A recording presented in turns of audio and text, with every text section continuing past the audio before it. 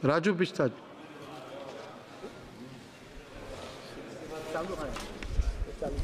धन्यवाद अध्यक्ष जी, आपने बजट 2024-25 के अवसर पे मुझे बोलने का समय दिया।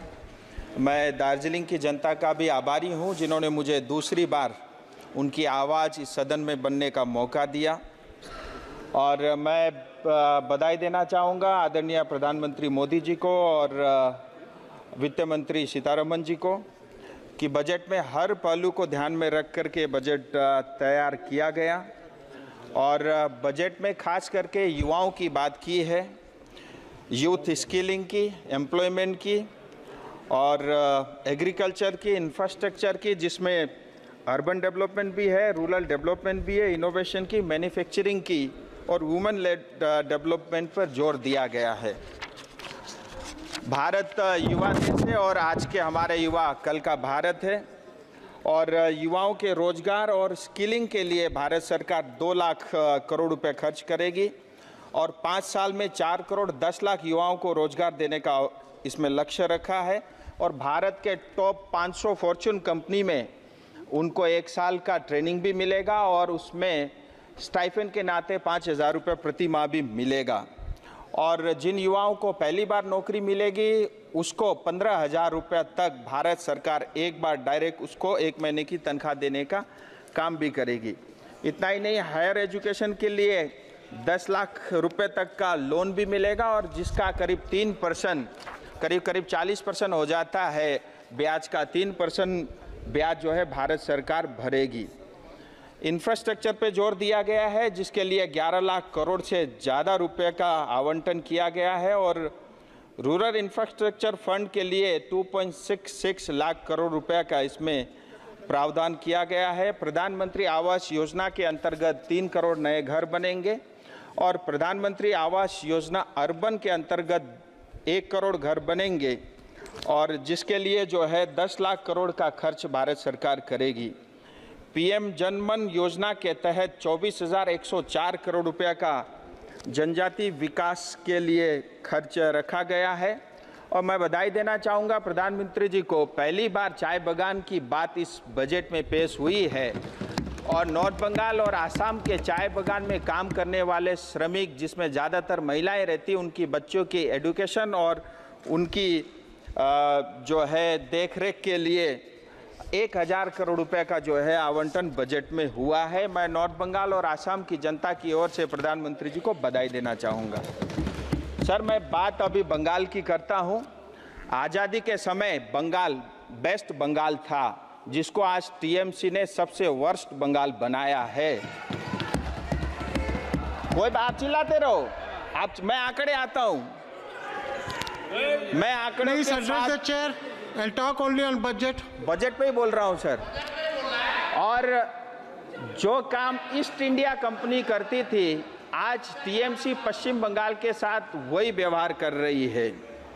अनेक योजनाएं, जिसमें मनरेगा हो, स्वच्छ भारत हो, प्रधानमंत्री ग्राम सड़क योजना हो, आवास योजना हो, आरआईडीएफ का फंड हो, मुफ्त राशन हो, बॉर्डर एरिया का डेवलपमेंट फंड हो, हर जगह घोटाला है। यहाँ तक कि शिक्षा को भी इन्होंने नहीं छोड़ा।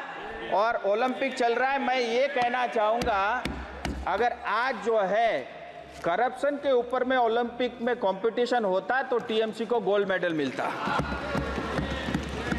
और ईज ऑफ डूइंग की हम बात करते हैं, लेकिन ईज ऑफ डूइंग करप्शन में टीएमसी नंबर 1 है। पश्चिम बंगाल को 7 लाख करोड़ का कर्जा ये टीएमसी की देन है। 35 साल सीपीएम पश्चिम बंगाल में शासन में थी, 1,90,000 करोड़ का कर्जा था, आज वो बढ़ के 7 लाख करोड़ हो गया है। मैंने टीएमसी से 1 रुपए नहीं लिया, मेरे ऊपर 70,000 रुपए का जो है कर्जा इन्होंने डाला है। और पश्चिम बंगाल की आप देखिए monthly per capita consumption north east के 8 स्टेट से भी कम है, इनको शर्म आनी चाहिए। आजादी के समय पश्चिम बंगाल का मैन्युफैक्चरिंग 30% कंट्रीब्यूट करता था, जो आज 3% से कम रह गया है, ये भी इन्हीं की देन है। और ये कहते हैं कि केंद्र जो इनको पैसा नहीं देता, सर मैं डाटा के साथ कहना चाहता हूं, प्रधानमंत्री आवास योजना, प्रधानमंत्री ग्राम सड़क योजना और मनरेगा, अब मनरेगा के आंकड़ा आपके सामने रखना चाहूंगा सर, बड़ा मैजिक नंबर है। आधार लिंक होने से पहले मनरेगा के 3 करोड़ 88 लाख 3.88 करोड़ आधार लिंक होने से पहले मनरेगा के कार्ड थे, और जैसे आधार लिंक हो गया ये रह गए 2.5 करोड़, यानी 1 करोड़ 35 लाख फर्जी कार्ड बांग्लादेशी नागरिकों के बने थे। और इतना ही नहीं, 24 परगना जिले में 38 लाख मनरेगा के कार्ड थे, आधार लिंक होते ही 15 लाख विलुप्त हो गए। इसी तरह मुशीराबाद में 33 लाख मनरेगा के कार्ड थे, जिसमें 13 लाख आधार लिंक करते ही गायब हो गया। हकीकत यह है, चाहे चिट फंड घोटाला हो, टीचर घोटाला हो, पीडीएस घोटाला हो, कोयला घोटाला हो, मनरेगा, आवास योजना, हर घर जल, अमृत, गाय की तस्करी, सब में टीएमसी इन्वॉल्व है। यहाँ तक कि मुख्यमंत्री का पेंटिंग का भी घोटाला हो गया टीएमसी के शासन में। और मैं इनके एक नेता को सुन रहा था, उन्होंने नॉर्थ बंगाल की बात की, मैं वो भी आपके समक्ष रखना चाहूंगा। सर, नॉर्थ बंगाल में 8 डिस्ट्रिक्ट है जिसकी आबादी करीब करीब 3 करोड़ है। हम रिसोर्स के अंदर में भी रिच है, और सबसे बड़ा रेवेन्यू जो है पश्चिम बंगाल को नॉर्थ बंगाल देती है। हमारे पास चाय है, ट्रेड है, हाइड्रो है, टूरिज्म है, और जंगल यानी फॉरेस्ट भी है। और उसके मतलब इतना कुछ होते हुए भी, हमारा कंट्रीब्यूट होते हुए भी, पश्चिम बंगाल का सालाना बजट है 3.88 लाख करोड़ रुपया, लेकिन नॉर्थ बंगाल डेवलपमेंट बोर्ड को मिलता है 860 करोड़ रुपया। शायद दीदी को पता भी नहीं होगा, जो पूरे बजट का 0.002% है। हमारे चाय बागान बंद हो रहे हैं, हमारे सिंकोना बागान बंद हो चुके हैं। इन्होंने सिर्फ नॉर्थ बंगाल को ठगा है और हमको सिर्फ लूटा है। नॉर्थ बंगाल के लोग स्वाभिमानी हैं, हम अपने पैरों पे खड़ा होना चाहते हैं। नमस्ते दीदी। इतना ही नहीं, इन्होंने कहा बजट में पश्चिम बंगाल को कुछ नहीं मिला। मैं कुछ आंकड़े आपके समक्ष लेके आया हूँ। बजट में 93,000 करोड़ रुपया सिर्फ पश्चिम बंगाल को मिल रहा है, जो महाराष्ट्र से ज्यादा है। 1.5 लाख करोड़ रुपया इंटरेस्ट फ्री, 50 साल तक आपको ब्याज नहीं देना है, यह पश्चिम बंगाल के लिए भी है। पूर्वोदय योजना, जिसके अंतर्गत कलकत्ता से लेकर के, अमृतसर से लेकर के कलकत्ता तक इंडस्ट्रियल कॉरिडोर बनेगा, जिसमें पश्चिम बंगाल के युवाओं को रोजगार के नए अवसर मिलेंगे। अर्बन हाउसिंग 1 करोड़ बनेगा, जिसमें कलकत्ता, दुर्गापुर, आसनसोल, सिलीगुड़ी जैसे शहरों को इसका लाभ मिलेगा। 2 करोड़ आवास योजना बनेगी।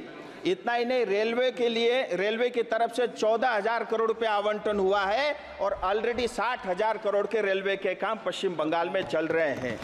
100 नए अमृत स्टेशन बनेंगे, जिसमें सिलीगुड़ी और जलपाईगुड़ी भी है। अब मैं तीस्ता फ्लड की बात करता हूं। इनके एक नेता ने कहा था तीस्ता फ्लड में सिक्किम को पैसा मिला, पश्चिम बंगाल को कुछ नहीं मिला।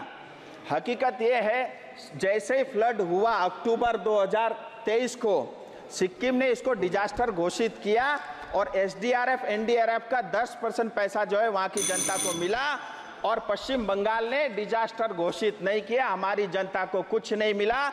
इस बजट में मैं वित्त मंत्री जी को बधाई देना चाहूंगा। 11,500 करोड़ का जो है आवंटन किया है, जिसमें बंगाल को 1,200 करोड़ रुपए मिलेगा।